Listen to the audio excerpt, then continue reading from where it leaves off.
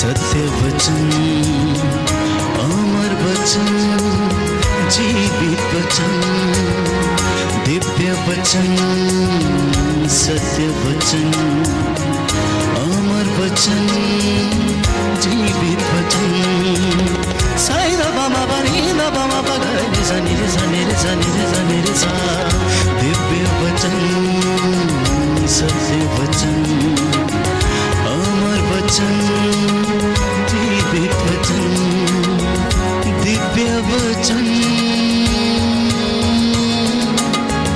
दिव्य वचन।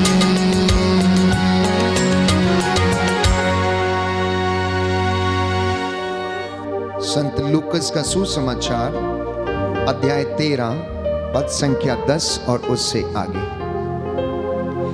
ईसा विश्राम के दिन किसी सभागृह में शिक्षा दे रहे थे। वहां एक स्त्री आई जो अपदूत लग जाने के कारण 18 वर्षों से बीमार थी।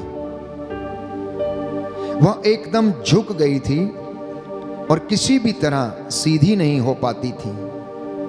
ईसा ने उसे देखकर अपने पास बुलाया और उससे कहा, नारी, तुम अपने रोग से मुक्त हो गई हो। और उन्होंने उस पर हाथ रख दिए। उसी क्षण वह सीधी हो गई और ईश्वर की स्तुति करती रही। सभागृह का अधिकारी चिढ़ गया क्योंकि ईसा ने विश्राम के दिन उस स्त्री को चंगा किया। उसने लोगों से कहा, 6 दिन हैं जिनमें काम करना उचित है, इसलिए उन्हीं दिनों चंगा होने के लिए आया करो, विश्राम के दिन नहीं। परंतु प्रभु ने उसे उत्तर दिया, ढोंगियों, क्या तुम में से हर एक विश्राम के दिन अपना बैल या गधा थान से खोलकर पानी पिलाने नहीं ले जाता? शैतान ने इस स्त्री इब्राहिम की इस बेटी को इन 18 वर्षों से बांध रखा था, तो क्या इसे विश्राम के दिन उस बंधन से छुड़ाना उचित नहीं था? ईसा के इन शब्दों से उनके सब विरोधी लज्जित हो गए, लेकिन सारी जनता उनके चमत्कार देखकर आनंदित होती थी। Hallelujah, hallelujah. यीशु की स्तुति हो, यीशु की स्तुति हो, यीशु को धन्यवाद, यीशु को धन्यवाद, यीशु की आराधना हो, यीशु की आराधना, यीशु की महिमा हो, यीशु की महिमा, यीशु को धन्यवाद। यीशु को धन्यवाद। हे प्रभु यीशु, हे प्रभु यीशु, मेरे परिवार में, मेरे परिवार, मेरे जीवन में मेरे जीवन जो में कष्ट है, जो कष्ट है, परेशानी है, परेशानी जो है, चिंता है, जो चिंता है, हे प्रभु यीशु, हे प्रभु यीशु, आपके वचन के द्वारा आपके वचन के द्वारा अभी और इसी वक्त अभी और वह इसी दूर हो जाए। वक्त दूर हो जाए। हालेलुया, हालेलुया, हालेलुया, हालेलुया, हालेलुया। हालेलुया। प्रियजनों, पवित्र बाइबल में हम पढ़ते हैं 2 प्रकार के लोगों को चंगाई मिलती थी, 2 तरीके से चंगाई मिलती थी। एक तो वो थे जो ईसा के वचन पर विश्वास करते थे और मन ही मन कहते थे कि यदि हम उसके कपड़े का पल्ला छू लें तो चंगे हो जाएंगे। उनमें से एक स्त्री ऐसी थी जो 18 वर्ष से पीड़ित थी, जो रक्तस्राव बहते बहते अपने शरीर में कमजोरी महसूस करती थी। अनेकानेक इलाज करने के बाद भी उसे कोई लाभ नहीं हुआ था। अनेकों वैद्यों के पास जाकर वो अपना सब कुछ लुटा चुकी थी। जब सब रास्ते बंद हो गए तो मैं समझता हूं कि उसने ईसा के विषय में सुना होगा कि ईसा घूम घूम कर गांव गांव में प्रचार करते, लोगों के सिर पर हाथ रखते और उन्हें चंगा किया करते थे। उसके मन में विश्वास हो आया और वो मन ही मन कहने लगी कि यदि मैं इस व्यक्ति के कपड़े का पल्ला भर छू लूं तो मैं चंगी हो जाऊंगी। बस उसका यही दृढ़ निश्चय उसे चंगाई दिलाता है। एक दिन ईसा उस रास्ते से गुजर रहे थे और सैकड़ों की भीड़ उनके पीछे चल रही थी। प्यारे भाइयों और बहनों, यहूदी प्रथा में जिन स्त्रियों को रक्तस्राव हुआ करता था उन्हें अशुद्ध समझा जाता और उन्हें गुरुओं को और रब्बीस को छूने की इजाजत नहीं थी। ना ही वो उनके आमने सामने आ सकती थी।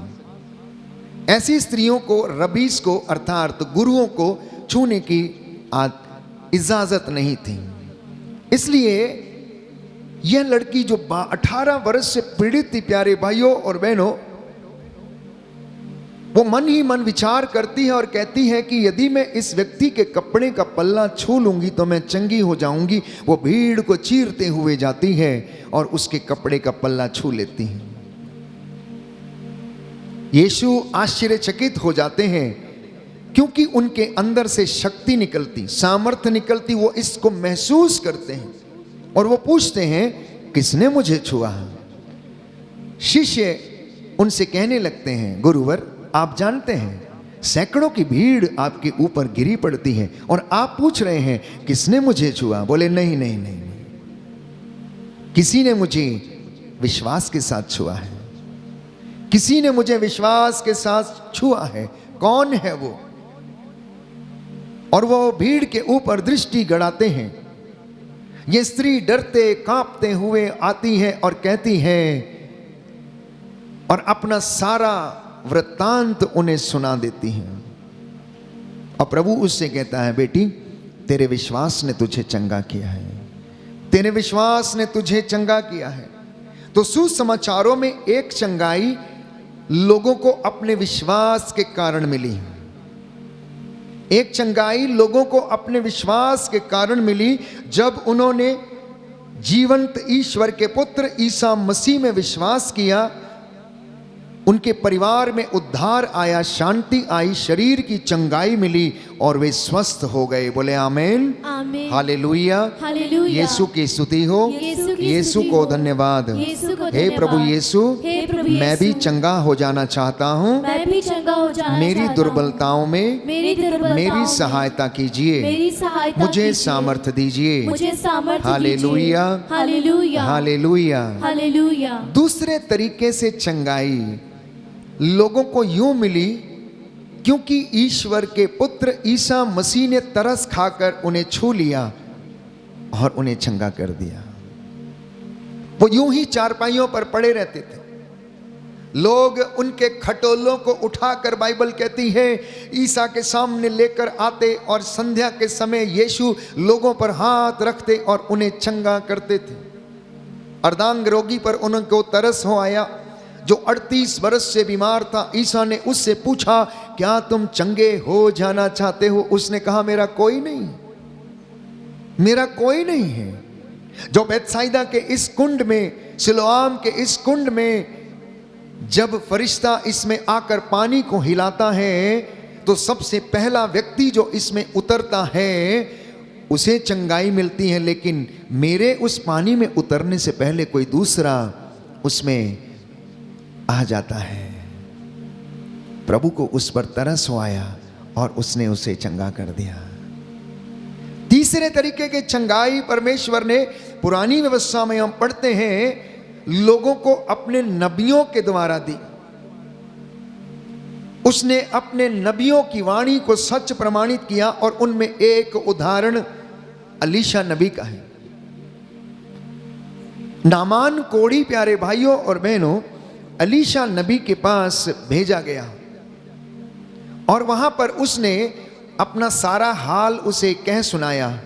अलीशा ने नामान से कहा, जाओ और यरदन नदी में 7 बार डुबकी लगा लो।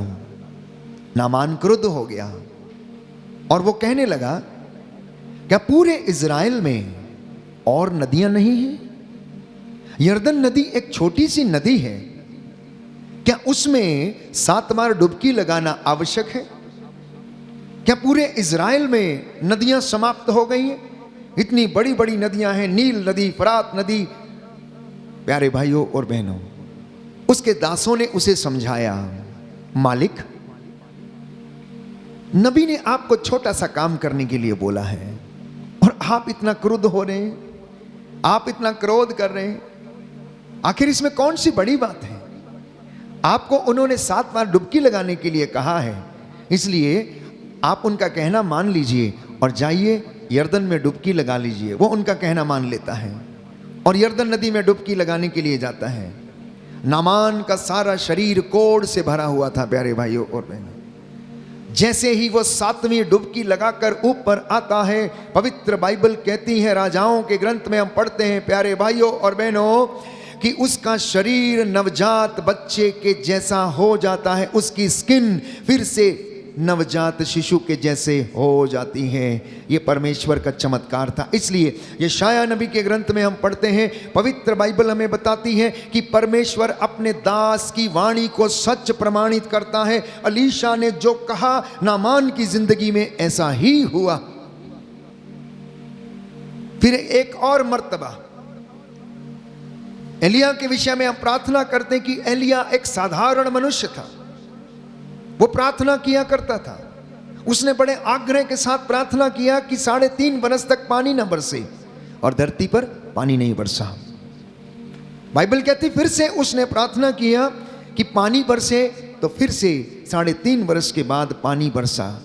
कहने का मतलब यह है कि परमेश्वर ने अपने दासों की वाणी को सच प्रमाणित किया और लोगों को चंगाई दी, और नबियों के द्वारा उसने चिन्ह और चमत्कार दिखाए। बोलिए आमीन, आमीन, हालेलुया, हालेलुया। यीशु की स्तुति हो, यीशु की स्तुति यीशु हो, को धन्यवाद, यीशु को धन्यवाद, यीशु की आराधना हो, यीशु की आराधना यीशु हो, की महिमा हो, यीशु की महिमा हो, यीशु की आराधना हो, यीशु की आराधना यीशु हो, को धन्यवाद, यीशु को धन्यवाद, हालेलुया, हालेलुया, हालेलुया। हालेलुया। हे प्रभु यीशु, हे प्रभु यीशु, मेरे जीवन में, मेरे जीवन में, मेरे परिवार में मेरे परिवार में आपकी आशीष ठहरे, आपकी आशीष ठहरे, और मेरे कामकाज में, और मेरे कामकाज में आपकी महिमा प्रकट हो जाए। आपकी महिमा प्रकट हो जाए। हालेलुया, हालेलुया, हालेलुया, हालेलुया, हालेलुया। हालेलुया। चौथे, चंगाई प्यारे भाइयों और बहनों लोगों को ईश्वर के वचन के द्वारा मिली। जब उन्होंने वचन को ग्रहण किया, प्रायश्चित किया, तो परमेश्वर ने उनके गुनाहों को माफ किया और उनके परिवार में आशीष आ गई। पवित्रताई में जब उन्होंने जीवन बिताना शुरू किया, तो परमेश्वर ने उनकी जिंदगी में चमत्कार करने शुरू किए। उसका एक उदाहरण योशुआ नबी के ग्रंथ अध्याय 3 पद संख्या 5 में हमें मिलता है। Book of prophet Joshua chapter 3 verse 5 लिखा है प्यारे भाइयों और बहनों, योशुआ ने लोगों से कहा, अपने को पवित्र बनाए रखो, क्योंकि कल प्रभु तुम्हारी आंखों के सामने चमत्कार करेगा। अपने को पवित्र बनाए रखो, क्योंकि कल तुम्हारी आंखों के सामने प्रभु चमत्कार करेगा। बोलिए आमीन, आमीन, हालेलुया, हालेलुया, हालेलुया, हालेलुया, हालेलुया, हालेलुया, हालेलुया। हालेलुया। प्रभु का वचन कहता है, प्रभु का वचन योशुआ कहता का है, ग्रंथ योशुआ का ग्रंथ अध्याय 3 अध्याय 3 पद संख्या 5, पद संख्या 5, तुम अपने को पवित्र बनाए रखो, तुम अपने को पवित्र बनाए रखो, क्योंकि कल प्रभु प्रभु तुम्हारी आंखों के सामने तुम्हारी आंखों के चमत्कार करेगा। चमत्कार करेगा। हालेलुया, हालेलुया, हालेलुया, हालेलुया, हालेलुया। हालेलुया। तो प्रियजनों, पवित्रताई में रहने से चमत्कार होते हैं। आप चमत्कार देखना चाहते हैं? मैं समझता हूं हर व्यक्ति चाहता है कि उसकी जिंदगी में चमत्कार हो। चाहते हैं या नहीं चाहते हैं? आप जो मुझे ऑनलाइन प्रार्थना में सुन रहे हैं, इस वक्त प्रभु की उपस्थिति में हम इस वक्त मौजूद हैं, सब व्यक्ति चाहते हैं कि उनकी जिंदगी में चमत्कार हो। हर व्यक्ति चाहता है कि वो प्रेज एंड वर्शिप करे, प्रचार करे, सेवकाई करे, प्रभु की वेदी पर खड़ा होकर उसकी वाणी को लोगों को सुनाए, लोगों के बीच में प्रभु के कार्य करे, चिन्ह और चमत्कार होने पाए। तो बाइबल कहती है, अगर आप चमत्कार देखना चाहते हैं तो आपको पवित्रताई में रहना होगा, उपवास और प्रार्थना में बने रहना होगा। तब प्रभु आपके द्वारा चिन्ह और चमत्कार प्रकट करेगा, क्योंकि लिखा है, क्या आप नहीं जानते कि आप ईश्वर के मंदिर हैं और ईश्वर का आत्मा आप में निवास करता है। उस पवित्रताई में वो ईश्वर का आत्मा निवास करता है, और जब वो हमारे अंदर निवास करता है तो वह हमारे द्वारा बोलता है। ईश्वर का आत्मा बोलने वाले हम नहीं, चंगा करने वाले हम नहीं, परंतु प्रभु का आत्मा है जो बोलता है प्यारे भाइयों और बहनों, और आप सभी लोगों को आशीष प्रदान करता है। अब आप मुझसे कहेंगे फादर जी ये बहुत कठिन है, पवित्रताई में रहना बहुत कठिन है, हम ना चाहते हो भी प्रलोभन में पड़ जाते हैं, हमसे होता नहीं है, हम प्रार्थना नहीं कर पाते हैं, हम उपवास नहीं कर पाते हैं, हम बहुत अच्छे काम करना चाहते हैं, हजूरी में रहना चाहते हैं, वचन में बढ़ना चाहते हैं, आज्ञा का पालन करना चाहते हैं, लेकिन हम असमर्थ रहते हैं। प्रियजनों, परमेश्वर नहीं चाहता कि आप बहुत बड़े बड़े काम करें, लेकिन वो चाहता है कि आप हर छोटे से छोटे काम में उसकी महिमा करें, हर छोटे से छोटे काम में उसकी प्रशंसा करें, स्तुति करें, और हर छोटा बड़ा काम जो है वो उसके नाम पर किया करें। बोलिए आमीन। आमीन। प्रभु का वचन कहता है, प्रभु का वचन कहता आप है, जो भी कहें या करें, आप जो भी कहें या करें, ईसा मसीह के नाम में ईसा मसीह के नाम किया में करें। किया करें। हालेलुया, हालेलुया, हालेलुया, हालेलुया, हालेलुया। हालेलुया। फिर से आप कहेंगे फादर जी ये भी बहुत कठिन है, ये भी बहुत कठिन है, हमसे नहीं होगा। इसके लिए हमें निरंतर प्रयास करते रहने की आवश्यकता है, क्योंकि आध्यात्मिक जीवन एक संघर्ष है। आध्यात्मिक जीवन एक संघर्ष है। ये हमारी जो स्पिरिचुअल फाइट है जिसे हम रोज लड़ते हैं, बाइबल इसके विषय में हमें बताती है अफेसियों के पत्र अध्याय 6 पद संख्या 12 में, क्योंकि हमारी लड़ाई मनुष्यों से नहीं बल्कि अंधकार में संसार के अधिपतियों से है, अधिकारियों से है, शासकों से है, दुष्ट आत्माओं से है, जिनसे हमें रोज संघर्ष करना पड़ता है। पड़ता है या नहीं पड़ता है? पड़ता है या नहीं पड़ता है? Book of Ephesians chapter 6 verse 12। कई बार आपको मौके आते हैं जहां पर आपको झूठ नहीं बोलना चाहिए, लेकिन आप चाहकर भी झूठ बोलते हैं। कुछ लोग कहते हैं फादर जी अगर किसी का भला होता हो और वहां झूठ बोल दिया जाए तो क्या वो सही नहीं है? प्रियजनों, झूठ तो झूठ है, झूठ तो झूठ है, क्योंकि वो सत्य कभी हो नहीं सकता है, वो सत्य कभी हो नहीं सकता है। ऐसी परिस्थिति को आने ही मत दीजिए जहां पर आपको झूठ का सहारा लेना पड़े। इसलिए संत पौलुस हमें समझाता है इस संघर्ष को जीतने के लिए हमें आध्यात्मिक बातों का ज्ञान होना जरूरी है। प्रियजनों, हमें प्रभु के वचन का ज्ञान होना जरूरी है। संत पौलुस कहता है कि हमें दुष्ट आत्माओं से, जैसे निराशा, ईर्ष्या, उदासी, अहंकार, घमंड, निंदा, दलबंदी, चोरी, झूठ, फरेब और ऐसी तमाम बातें जिनका हमें रोज सामना करना पड़ता है। रोज हम प्रलोभनों से गुजरते हैं, रोज हम अपने शरीर को अपवित्र करते, रोज हम अपने विचारों को अपवित्र करते, रोज हम ऐसे काम करते हैं जिससे कि ईश्वर को ठेस पहुंचती है। उसके 10 हुक्मों के खिलाफ हम रोज ऐसे कार्य करते हैं जिससे वो नाराज हो जाता है। जब जब हम इन बातों में पड़ते हैं, इन बुराइयों में गिरते हैं, हम उसे सूली चढ़ाने का काम करते हैं। वो मेरे और आपके लिए कष्ट सहता है। इसलिए प्यारे भाइयों और बहनों, युद्ध जीतने के लिए जिस तरह से हथियारों की आवश्यकता है, उसी तरह आत्मिक संघर्ष करने के लिए हमें पवित्रता, हमें विश्वास, हमें दृढ़ विश्वास की आवश्यकता है। क्योंकि पवित्रता और अभिषेक दोनों साथ साथ चलते हैं। इसलिए संत पौलुस हमें समझाता है कि तुम ईश्वर के अपार सामर्थ्य से अब बल ग्रहण करो, तुम ईश्वर के हथियारों को ग्रहण करो। इतना ही नहीं, अगर आपके पास हथियार है, चलाने नहीं आते, फिर भी आप हार जाएंगे। आपके पास बंदूक है लेकिन आपको चलानी नहीं आती है, फिर भी आप हार जाएंगे, सामने वाला आपको मार डालेगा। यदि आपके पास बाइबल है लेकिन आप उसे पढ़ते नहीं है, वचन को इस्तेमाल करना नहीं आता है, क्योंकि निवेदन करने के लिए कौन सा वचन बोलना है, चंगाई करने के लिए कौन सा वचन बोलना है, आत्मा में अभिषेक प्राप्त करने के लिए कौन सा वचन पढ़ना चाहिए, यदि हमें मालूम नहीं है, प्रियजनों, हम हार जाएंगे, हम हार जाएंगे। इसलिए शैतान का सामना करने के लिए सही मौके पर ईसा मसीह के द्वारा कहा गया सही शब्द का इस्तेमाल करना अत्यंत आवश्यक है। जब गूंगे बहरे की दुष्ट आत्मा उस व्यक्ति के अंदर थी तो ईसा ने उसे डांटा और उससे कहा, अरे गूंगे बहरे की आत्मा, मैं तुझसे कहता हूं इसके अंदर से निकल जा। जब गेरासीन का अपदूत ग्रस्त चिल्ला रहा था, दूर से वो कह रहा था कि तुझे हमसे क्या, तू हमें सताने के लिए क्यों आया है। यीशु ने उसे डांटा और उससे कहा, चुप रह और इस मनुष्य से निकल जा। वो अनुनय विनय करने लगा, कहने लगा कि मुझे यहां से मत निकालिए।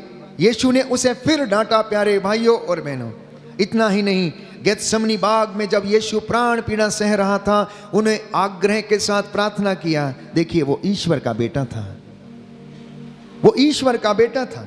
यदि पिता से वो कहता कि मेरे लिए सैकड़ों दूतों की सेना भेज दीजिए, तो क्या पिता उनके लिए नहीं भेजता? अवश्य भेजता। लेकिन ईश्वर का पुत्र होने के बावजूद बाइबल कहती है, फिलिपियों के पत्र अध्याय 2 पद संख्या 5 और उससे आगे हम पढ़ते हैं कि उसने ईश्वर की बराबरी नहीं की, परंतु मेरे और आपके जैसे उसने दुख को सहन किया। उसने दुख के रहस्य को हमें समझाया, दुख में महिमा छाई है, उसने ये लोगों को बताया और उसने कष्टों को सहा, आग्रह के साथ प्रार्थना किया। जानते हैं यीशु ने कैसे अपने आप को तैयार किया? यीशु ने आज्ञाकारिता से अपने आप को तैयार किया, विश्वास के द्वारा, अधिकार के साथ, ईश्वर का वचन बोलकर, पवित्रताई में बने रहकर दुष्ट आत्माओं से वो संघर्ष करते रहे और आदत के अनुसार रोज संध्या के समय सारे कामकाज समाप्त करने के बाद ईसा पहाड़ी पर पिता से मिलने के लिए जाया करता है। इसलिए माता पिता, मैं आपसे दरख्वास्त करता हूं यीशु के नाम पर, आप कितने भी थके हारे क्यों ना हो, आप कितने भी व्यस्त क्यों ना हो, लेकिन संध्या के समय अपने शयन कक्ष में जाने से पहले, घर लौटते हैं जब आप दफ्तर से, उस वक्त आप परमेश्वर से मिलना ना भूलिएगा, वचन को पढ़ना ना भूलिएगा, स्तुति प्रशंसा करना मत भूलिएगा। कम से कम कुछ समय, योर प्रायोरिटी टाइम जो है वो परमेश्वर को आप देना आदत बना लीजिए और अपने हाथों को मूसा के जैसे ऊपर रखिए। प्यारे भाइयों और बहनों, वो आपके बच्चों के लिए उन्नति के कारण बनेंगे, आपके बच्चों और आपके परिवार को वो सफलता प्रदान करेंगे। जिन माता पिताओं के हाथ इबादत में ऊपर रहते हैं, उनके घर में किसी चीज़ की कमी या घटी नहीं रहती है, वो निराश नहीं रहते, वो दुखों में भी दृढ़ बने रहते हैं। जलाशय के पास में लगाए गए उन वृक्षों के समान हैं जो सदा हरे भरे रहते हैं। बोले आमीन, हालेलुया, हालेलुया। यीशु की स्तुति हो, यीशु को धन्यवाद, यीशु की आराधना हो, यीशु की महिमा हो, यीशु को धन्यवाद, हालेलुया, हालेलुया, हालेलुया, हालेलुया। तो अगर आप चाहते हैं कि आपका परिवार आत्मिक उन्नति करे, आपका परिवार आध्यात्मिक संघर्ष में जीते, तो सुनिए ध्यान से, पवित्र बाइबल हमें क्या कहती है। मार्कुस का सुसमाचार अध्याय 14 पद संख्या 38 और उससे आगे सुंदर वचन है। प्यारे भाइयों और बहनों, प्रभु ने कहा जागते रहो, प्रार्थना करते रहो, जागते रहो और प्रार्थना करते रहो। मैं आपके लिए वचन पढ़ूंगा। तब वे अपने शिष्यों के पास गए और उन्हें सोया हुआ देखकर पेतरुस से बोले, सिमोन, सोते हो? क्या तुम घंटे भर भी मेरे साथ नहीं जाग सके? जागते रहो और प्रार्थना करते रहो, जिससे तुम परीक्षा में ना पड़ो। आत्मा तो तत्पर है परंतु शरीर दुर्बल है। आत्मा तो तत्पर है परंतु शरीर दुर्बल है। सच है प्यारे भाइयों और बहनों, दिन भर का काम करने के बाद ये पैर हाथ थक जाते हैं, शरीर जवाब देने लगता है, शाम को आराम करने की सोचता है। शैतान प्यारे भाइयों और बहनों प्रलोभन देता है और कहता है, बेटा थक गया है, कोई बात नहीं, आज मत करो, कल कर लेना, क्योंकि उसे मालूम है कल कभी आएगा नहीं और इसे मैं कभी करने नहीं दूंगा, इसे मैं कभी करने नहीं दूंगा। इसलिए उस वक्त दृढ़ता के साथ शैतान का सामना करना। और बाइबल हमें बताती, यूहन्ना के पत्र में हम पढ़ते हैं, शांति का ईश्वर शीघ्र ही शैतान को आपके कदमों के नीचे डाल देगा और कुचल देगा। इसलिए हर प्रार्थना, हर साधना, हर आध्यात्मिक धर्म महासभा जो जितनी भी हैं, ये एक स्पिरिचुअल वॉरफेयर है, ये एक आध्यात्मिक संघर्ष है, जहां आप बदरूहों के साथ लड़ते हैं। जब वचन सुनाया जाता, जब वचन स्वीकार किया जाता, जब वचन को बोला जाता है, प्यारे भाइयों और बहनों, इनसे लड़ने के लिए पवित्रता, उपवास और प्रार्थना की आवश्यकता है। इसलिए यीशु ने कहा मार्कुस के सुसमाचार अध्याय 9 पद संख्या 29 में, उपवास और प्रार्थना के बिना ये जाति नहीं निकाली जा सकती। Gospel of Saint Mark chapter 9 verse 29 लिखा है, प्रार्थना और उपवास के बिना ये जाति नहीं निकाली जा सकती। इसलिए यीशु फिर से इस वचन को दोहराते हैं, लूकस के सुसमाचार अध्याय 21 पद संख्या 36 और उससे आगे, जागते रहो और सब समय प्रार्थना करते रहो, जिससे कि तुम इन सब आने वाले संकटों से बचने और भरोसे के साथ मानव पुत्र के सामने खड़े होने के योग्य बन जाओ। बोलिए आमेन, हालेलुया, हालेलुया। यीशु की स्तुति हो, यीशु की स्तुति यीशु हो, को धन्यवाद, यीशु को धन्यवाद, यीशु की आराधना हो, यीशु की आराधना यीशु हो, की महिमा हो, यीशु की महिमा यीशु हो, को धन्यवाद, यीशु को धन्यवाद, हालेलुया, हालेलुया, हालेलुया, हालेलुया, हालेलुया, हालेलुया, हालेलुया। हालेलुया। प्रभु का वचन कहता है, प्रभु का वचन कहता है, अफेसियों का पत्र अफेसियों का अध्याय 5 अध्याय पद 5 संख्या 8, पद संख्या 8, आप लोग पहले अंधकार थे, आप लोग पहले अंधकार थे, अब प्रभु के शिष्य होने के नाते अब प्रभु के शिष्य होने के नाते ज्योति बन गए हैं। ज्योति बन गए हैं। इसलिए ज्योति की संतान की तरह ज्योति की संतान की तरह आचरण करें। करें। हालेलुया, हालेलुया, हालेलुया। Hallelujah.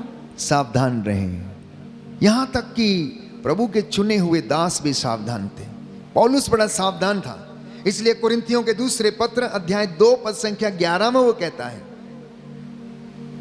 Letter of Saint Paul to the Corinthians chapter 2 verse 11, second letter, लिखा है प्यारे भाइयों और बहनों कि हम शैतान के फंदे में पड़ना नहीं चाहते हैं, हम उसकी चालों को अच्छी तरह समझते हैं। Do you understand the plans of Satan?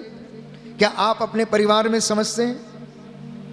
आप अवश्य समझेंगे यदि आपको वचन का थोड़ा सा भी ज्ञान है, यदि आपने इसको थोड़ा सा भी पढ़ा है, यदि आपने इसे अंगीकार किया है, तो आप सावधान रहेंगे और आप जानेंगे कि किस तरह से शैतान प्रलोभन देता है, किस तरह से उसने हेवा को भटकाया, किस तरह से उसने काइन के मन में ईर्ष्या का बीज बोया, किस तरह से उसने प्यारे भाइयों और बहनों सुसन्ना के साथ 2 लोग जो व्यभिचार करने की कोशिश करे थे वैसा विचार उनके मन में डाला, किस तरह से शैतान ने दाऊद को बहकाया, किस तरह से शैतान ने सैमसन को बहकाया और वो दलीला के चक्कर में पड़कर अपने बालों को कटवा देता है और उसका सामर्थ्य समाप्त हो जाता है।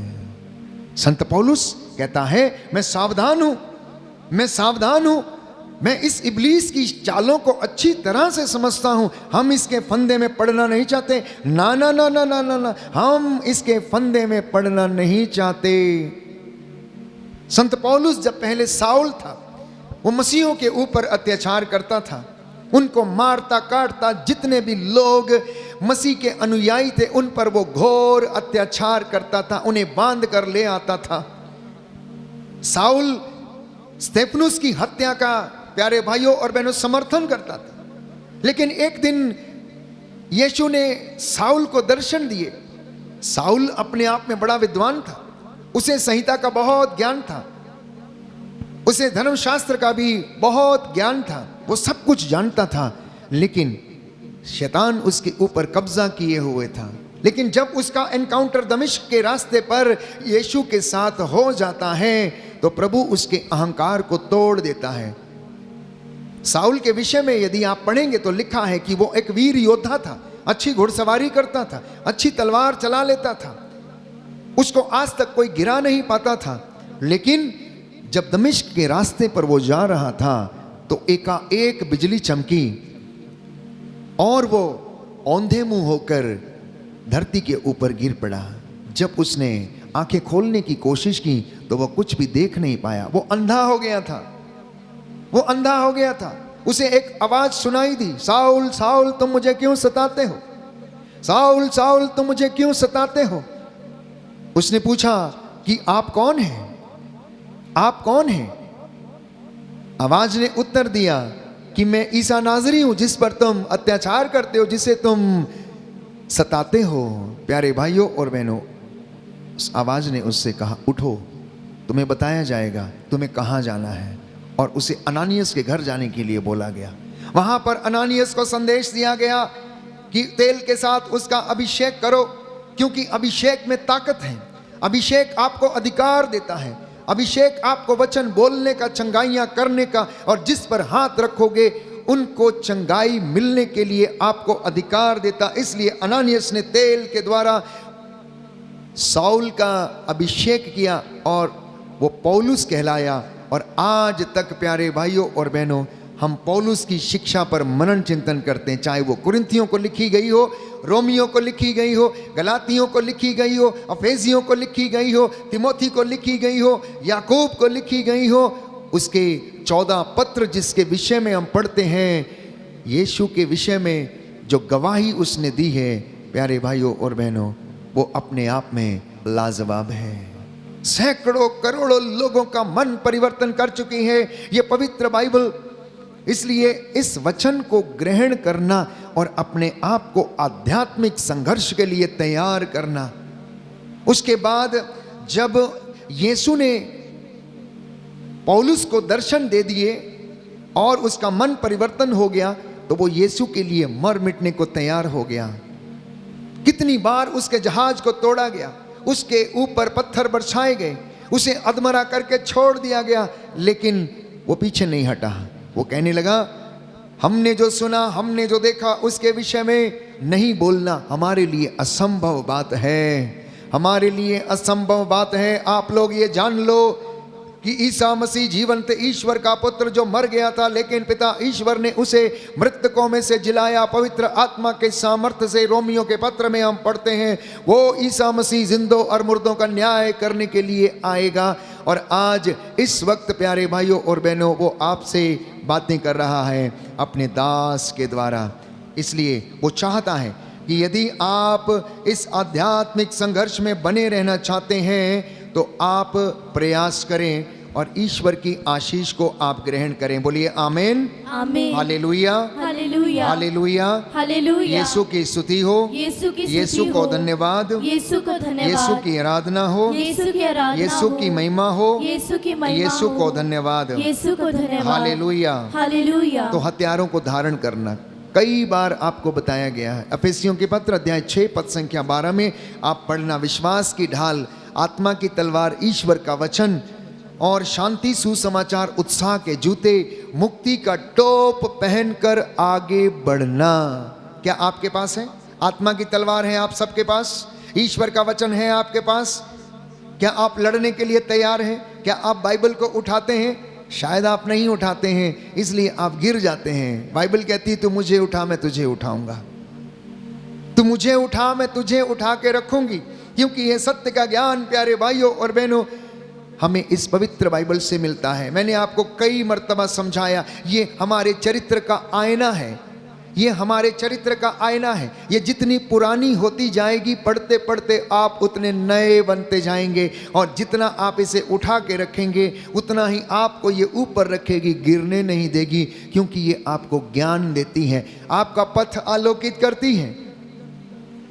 तो आध्यात्मिक संघर्ष में बने रहने के लिए पवित्र वचन को जानने, पहचानने, समझने की आवश्यकता है। एक मसीह के जीवन में प्यारे भाइयों और बहनों, पवित्र वचन का होना उतना ही आवश्यक है जितना कि हमारे शरीर को बने रहने के लिए मिनरल्स की आवश्यकता है, खून की आवश्यकता है। एक मसीह का विश्वास परिपक्व होने के लिए उसे वचन की आवश्यकता है। दूसरी बात प्रियजनों, इब्रानियों का पत्र अध्याय 12 पद संख्या 14 कि हमें शांति बनाए रखने की और पवित्रता की साधना करने की आवश्यकता है। शांति की साधना, पवित्रता की साधना करने की आवश्यकता है, क्योंकि इसके बिना कोई भी ईश्वर के दर्शन नहीं कर सकता है। हालेलुया, हालेलुया हालेलुया। हालेलुया। यीशु की स्तुति हो, यीशु की यीशु स्तुति को हो। धन्यवाद, यीशु को धन्यवाद। यीशु की आराधना हो, यीशु की आराधना यीशु हो। की महिमा हो, यीशु की महिमा यीशु हो। को धन्यवाद। यीशु को धन्यवाद। हालेलुया हालेलुया हालेलुया। हालेलुया। हम क्यों नहीं कर पाते हैं? What is the problem? Why are we not able to win in a spiritual warfare? क्यों हम थोड़ी सी प्रार्थना करने के बाद भटक जाते हैं या प्रलोभन में गिर जाते हैं? उसके कई कारण हो सकते हैं। प्रार्थना में बाधा हो सकती है। प्रार्थना में बाधा के बहुत से कारण हो सकते हैं। सबसे पहला कारण अनकन्फेस्ड सिन, वो पाप जो प्रकट नहीं किया गया है, वो हमारे अपराध बोध के कारण हमको नीचे गिराता रहता। इसलिए भजन संहिता 66 पद संख्या 18 में लिखा है, स्तोत्रकार ये कहता, यदि मेरे मन में बुराई होती तो ईश्वर मेरी नहीं सुनता। तो यदि हमारी सुनी नहीं जाती तो इसका मतलब ये है कि हमारे मन में बुराई है। दूसरा कारण लैक ऑफ फेथ, विश्वास की कमी। अगर आप न्यायकर्ताओं के ग्रंथ अध्याय 6 पद संख्या 36 में पढ़ेंगे, बुक ऑफ जजेस चैप्टर 6 वर्स 36, यदि आप उसमें पढ़ेंगे तो गिदयोन ने ईश्वर की 2 बार परीक्षा ली। गिदयोन ने ईश्वर की 2 बार परीक्षा ली। मूसा के विषय में कहा गया है कि मूसा ईश्वर के इतने नजदीक रहता था, रोज बातें करता था, लेकिन फिर भी वो बहक गया और उसने चट्टान पर एक बार डंडा मारने की अपेक्षा उसने 2 बार चट्टान के ऊपर डंडे से प्रहार किया। क्यों? क्योंकि लोग उसे उकसा रहे थे। वो क्रोध में आ गया और जब क्रोध में आया, क्रोध के कारण वो ईश्वर की कृपा को भूल गया और उसने 2 बार चट्टान के ऊपर अपने डंडे से वार किया। परमेश्वर उससे क्रुद्ध हो गया। प्यारे भाइयों और बहनों, मूसा क्या तू नहीं समझता था? क्या तू नहीं जानता था? इतने चिन्ह और चमत्कार मैंने तुझे दिखाए, लेकिन तूने फिर भी डाउट किया, शक किया कि चट्टान से पानी निकलेगा या नहीं। और जानते हैं इसका खामियाजा क्या भुगतना पड़ा? मूसा को कनान देश जाने की अनुमति नहीं मिली। मूसा को कनान देश में प्रवेश करने की अनुमति नहीं मिली।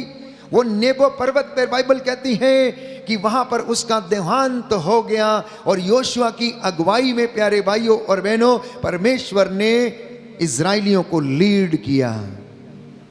इजराइलियों को उसने लीड किया। यरीको की दीवार को उसने ढाया। इतना ही नहीं, पारदर्शिता की कमी के कारण मेरी और आपकी जिंदगी में चमत्कार नहीं हो पाते और हम प्रार्थना में अधूरे रह पाते हैं। पारदर्शिता मतलब ट्रांसपेरेंसी। ट्रांसपेरेंसी की कमी के कारण याकूब का पत्र अध्याय 5 पद संख्या 16 में आप पढ़ेंगे, संत पौलुस लिखता है याकूब को कि आप लोग एक दूसरे के सामने अपने पापों को स्वीकार करें। Do you confess your sin to each other? क्या पति अपने पत्नी से सॉरी बोलता है? क्या बच्चे अपने माता पिता से सॉरी बोलते हैं? क्या आप अपने अधिकारी से सॉरी बोलते हैं? क्या आपने कभी अपने पड़ोसी से सॉरी बोला? क्या आपने अपनी आया से कभी सॉरी बोला है? क्या आपने कभी अपनी मेड से सॉरी बोला है? या कोई व्यक्ति आपके द्वार पर आया है, भिखारी है, कभी आपने उसको सॉरी बोला है?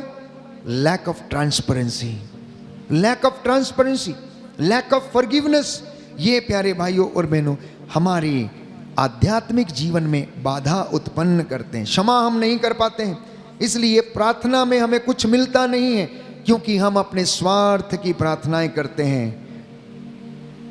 और आखिरी बात, अनरिजॉल्व्ड कॉन्फ्लिक्ट्स हमारे जो व्यक्तिगत जीवन में है, पारिवारिक जीवन में है, ये हमें आध्यात्मिक संघर्ष में उन्नति पाने नहीं देते हैं। कुछ ऐसी बातें जो हमारी जिंदगी में पूरी नहीं हो रही हैं, जो निरंतर चलते रहते हैं। फॉर एग्जाम्पल, वैवाहिक जीवन के जो कॉन्फ्लिक्ट्स हैं, पति पत्नी के बीच में, जो कभी सुधर नहीं पाते हैं, उनकी जिंदगी में वचन काम नहीं कर पाता है। आइए हम प्रार्थना करें। एक एक बंधन जो है यीशु के नाम पर आज हमारी जिंदगी से टूटे और प्रभु हमें अनुग्रहित करे। आध्यात्मिक उन्नति के लिए हम संघर्ष करते रहें, प्रार्थना करते रहें, आदत डाल लें, प्रभु से बातचीत करने की, प्रभु से रोज मिलने की आदत के अनुसार हम रोज प्रभु की हुजूरी में इकट्ठे होकर प्रभु से प्रार्थना करें। मैं आपके लिए प्रार्थना करूंगा, प्रभु आपको आशीष दे, अनुग्रह प्रदान करे और आपकी ज़िंदगी में उसका अनुग्रह छाया रहे। आपके घर, चौखटों, बिछौनों, आटा गूंदने की परात को प्रभु ब्लेस करे और आपके ऊपर उसका ताज़ा अभिषेक छाया रहे।